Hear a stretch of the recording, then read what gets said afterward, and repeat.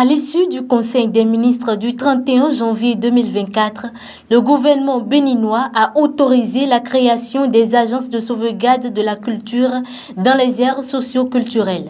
À travers la conférence de presse animée ce mardi 6 février, le ministre du Tourisme, de la Culture et des Arts, Jean-Michel Abimbola, a situé davantage le contexte et exposé l'objectif de ce projet. La mission principale, c'est d'élaborer des plans de sauvegarde du patrimoine culturel immatériel.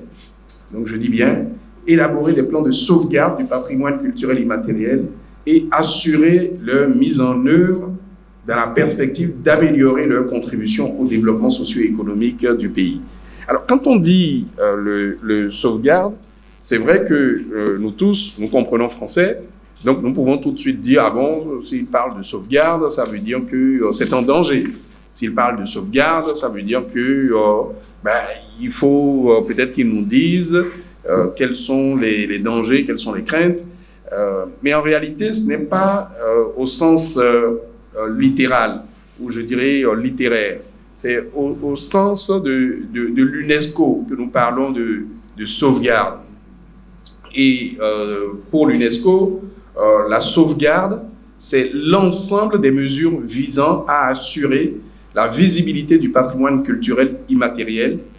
Donc je dis bien, l'ensemble des mesures visant à assurer la visibilité du patrimoine culturel immatériel, y compris l'identification, la documentation, la recherche, la préservation, la protection, la promotion, la mise en valeur, la transmission, essentiellement par l'éducation formelle et non formelle, ainsi que par la revitalisation des différents aspects de ce patrimoine. Les 4 agences couvrant les espaces socio-culturels d'Adja-Tado, de Yoruba, du Grand Borgo et des montagnes ont chacune des attributions. Les attributions, c'est, comme je l'ai déjà un peu dit dans la définition de la sauvegarde tout à l'heure, c'est soutenir l'identification et l'inventaire des éléments du patrimoine culturel immatériel qui offrent notamment des avantages pour le développement touristique dans les aires culturelles de compétences. Donc clairement, si nous avons dans ce patrimoine, quelles que soient les aires socio-culturelles, des habitudes, des avantages qui peuvent valoriser notre destination touristique, eh bien, nous allons les identifier, nous allons les inventorier et nous allons les valoriser pour que cela puisse nous profiter et profiter aux visiteurs. Une autre attribution, c'est veiller à leur sauvegarde et à leur mise en valeur. Comme je l'ai dit précédemment, c'est œuvrer à l'appropriation et au développement du patrimoine culturel immatériel auprès de la jeunesse, notamment à travers le milieu éducatif. Ayant pour mission principale l'élaboration des plans de sauvegarde du patrimoine culturel immatériel, ces structures disposent également des champs de compétences précis. Les agences vont s'occuper, je l'ai dit, des représentations, traditions et expressions orales, y compris la langue. Vous savez que jusqu'à présent, il y avait des commissions de langue, langue yoruba, langue otamari, etc.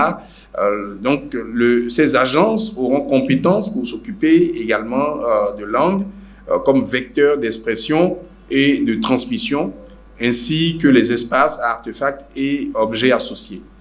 Les agences auront également comme champ de compétences les arts de spectacle. Donc partout, vous savez que les danses par exemple et les chants, vous avez des types de danses et de chants qui se perdent.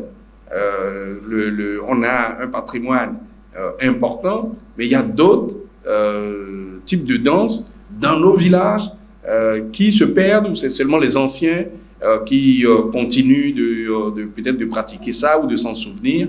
Tout cela est important pour le patrimoine immatériel.